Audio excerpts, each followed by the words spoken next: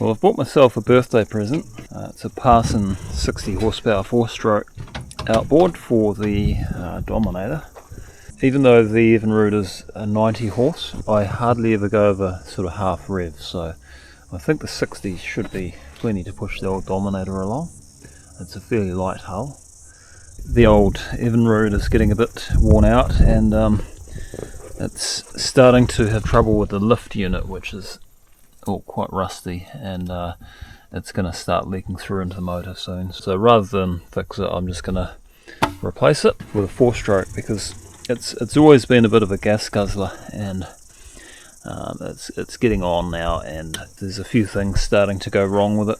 So it's time to upgrade to the 4-stroke. I was looking at Hondas, Suzuki's and Yamaha's, all the major brands, but they're so much more expensive than this. They're like 15 or 16 grand, whereas this was only 9 New Zealand dollars. Always been a bit dubious about the Chinese brand outboards, but I think these have got better over the years, and from what I can tell, there's no major problems with them now.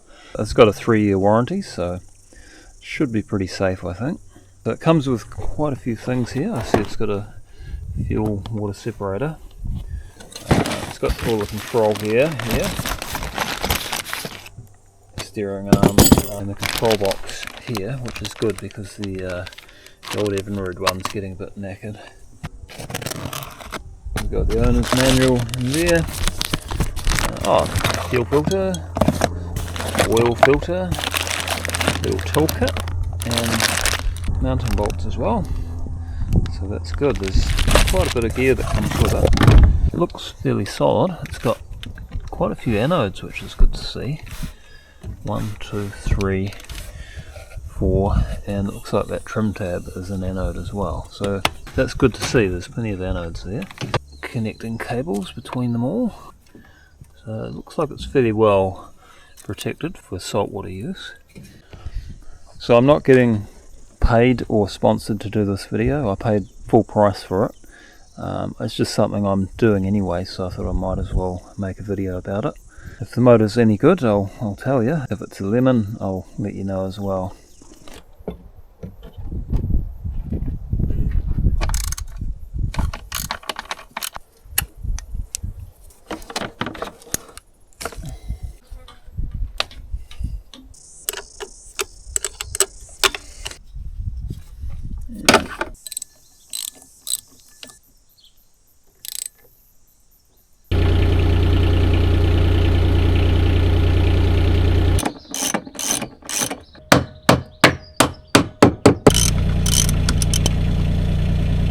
So I've got the excavator taking the weight of the motor. I've just got to slide it across until I can get that steering rod out of there.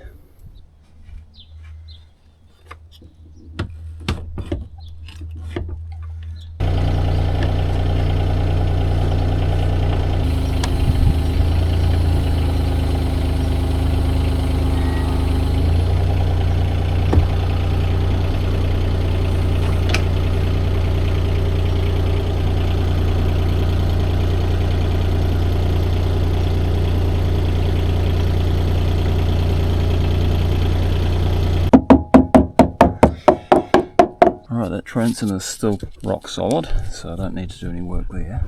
The bolt holes are exactly the same on the new motor, so that makes life easier. Should just bolt on. If they weren't, I would just have to fill up the holes with epoxy and re-drill them, but that takes a lot more time. Get all the old sealant out of the holes.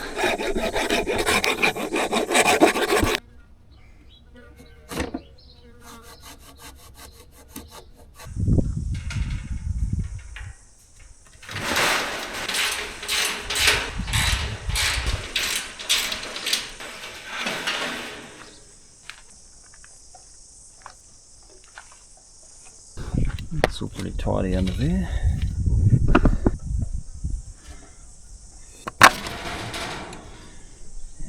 I'll have to put some oil on there. I think that is the engine flush point actually.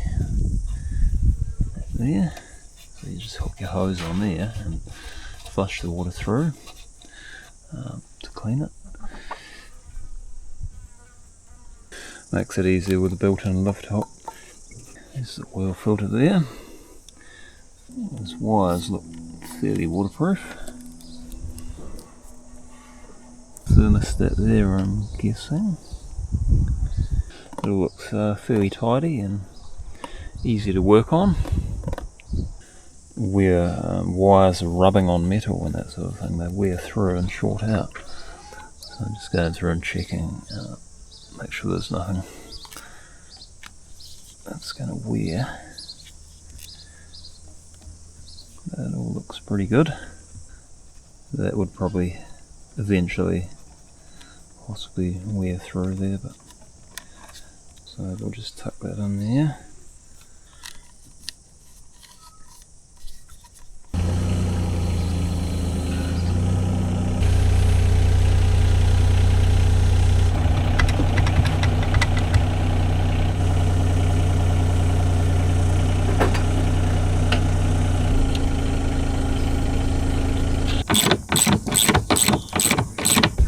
Just tighten up these bolts temporarily, then we can measure where the cavitation plate is in relation to the bottom of the hull.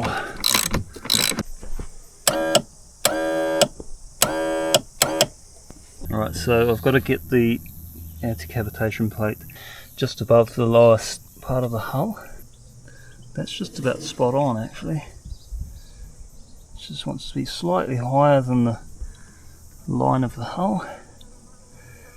So I can seal up the holes and everything and bolt it all together now.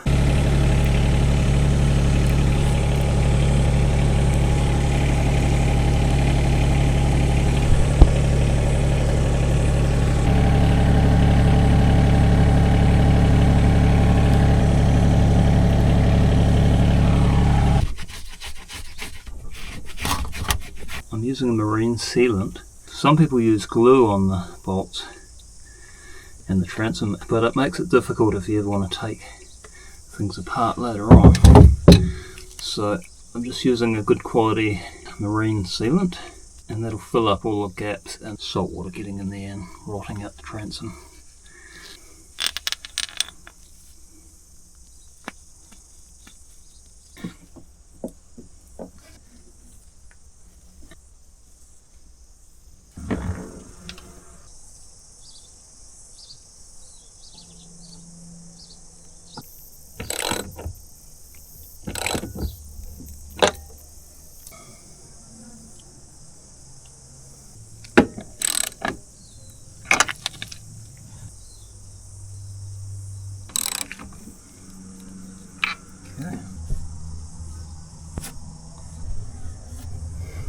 So the bolts come with lock nuts as well, so that'll lock everything together and the bolts won't come loose.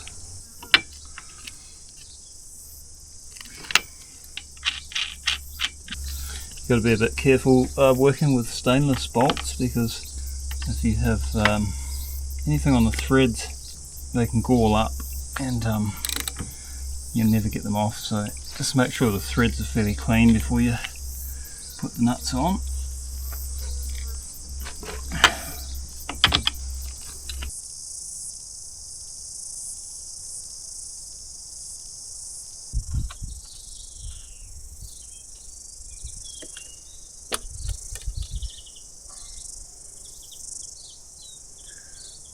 So there, nice.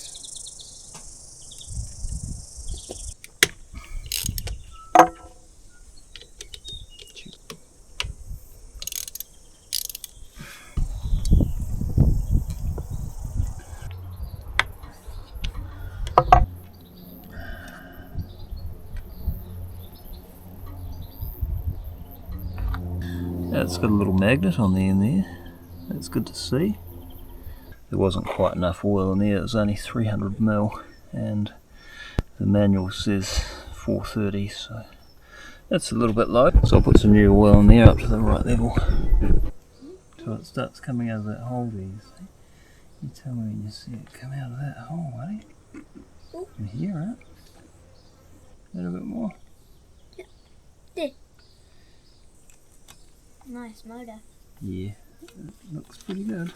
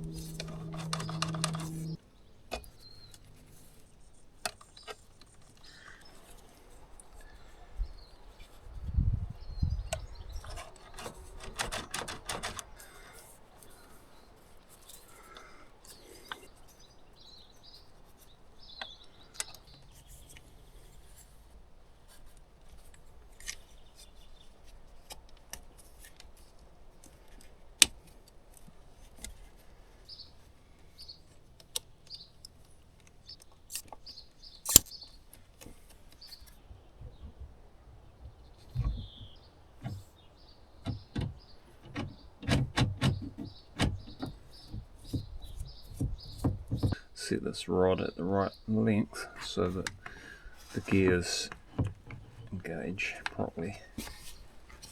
So it takes a bit of fiddling around getting it right. So that's forward.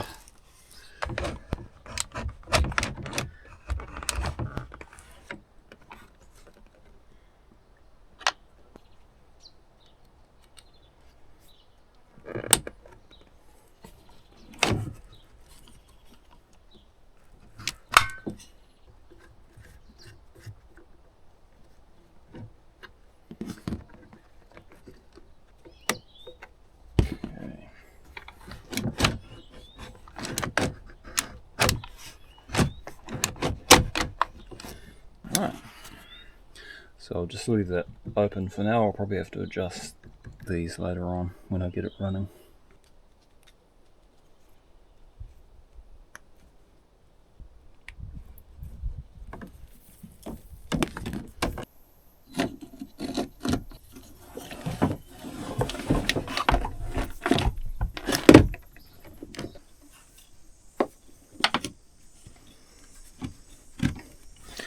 Tight squeeze.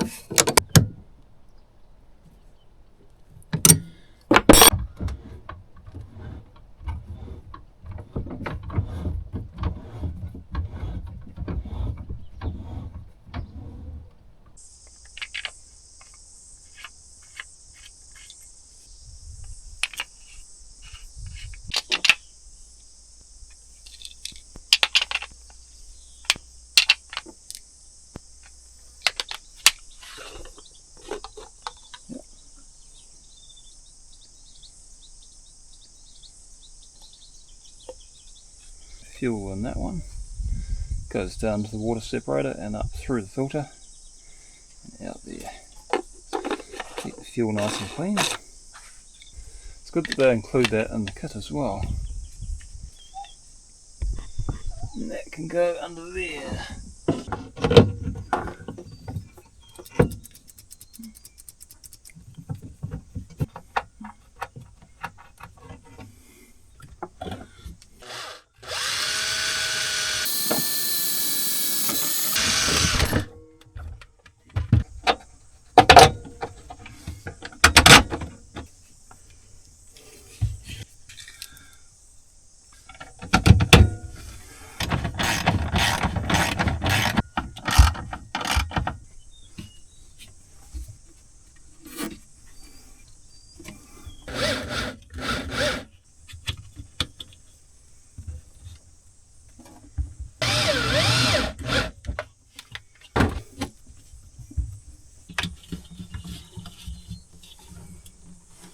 Alright, I've put the filter separator down there and routed the pipe up here so it's out of the way. It's going to be nice and easy to get to now.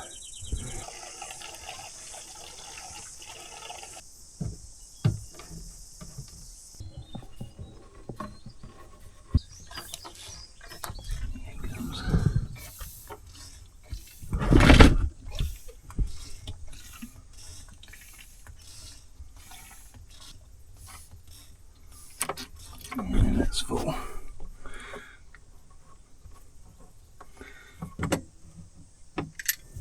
That's getting fuel through now. Make sure there's no leaks in there. Everything looks okay. Alright, I'll see if she starts. Okay, that is working. There's this L meter there. Oh yeah! Sounds nice. Started right up. That's really quiet actually. Very smooth too. Hardly any vibration there. Nice. That's super quiet, man.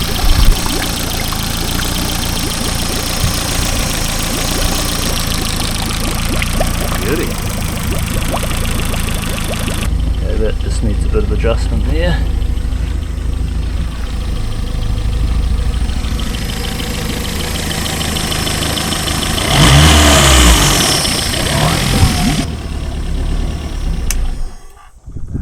That seems okay so far, so I've just got to adjust the throttle linkage there.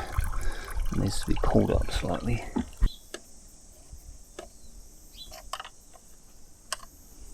Grease on all the linkages. And that is good to go, I think.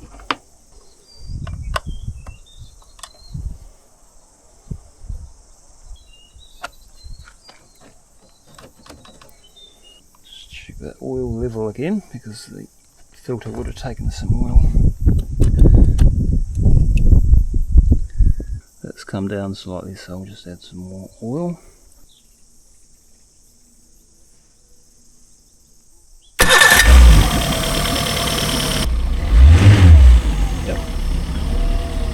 Good. Spot on. Gotta keep it at 2000 RPM for the first hour. And then 3000 for the second hour. Going well, nice and quiet. Gotta go to 3000 RPM now.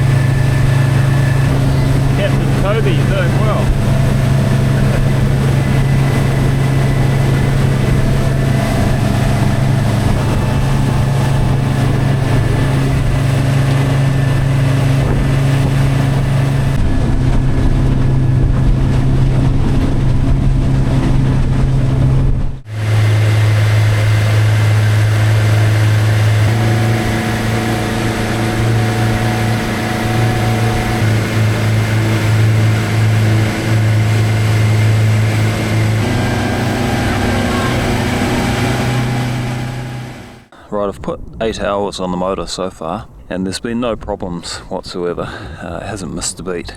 It uses around about half the amount of fuel that the old Evinrude 92-stroke used to use, so I'm pretty happy with that. We used to spend a fortune on fuel getting out here, so it's a big improvement in that respect, and it's so much easier to start. You know, those old 2-strokes can be a bit of a bugger getting going, but this thing fires right up instantly. So I've got 2 more hours to go, and then I'll do the 10-hour service. I'll be changing the oils, checking all the nuts and bolts are tight, checking the valve clearances and that, and give it a good going over, make sure nothing's coming loose. So hopefully we'll see you then. Thanks for watching, catch you next time.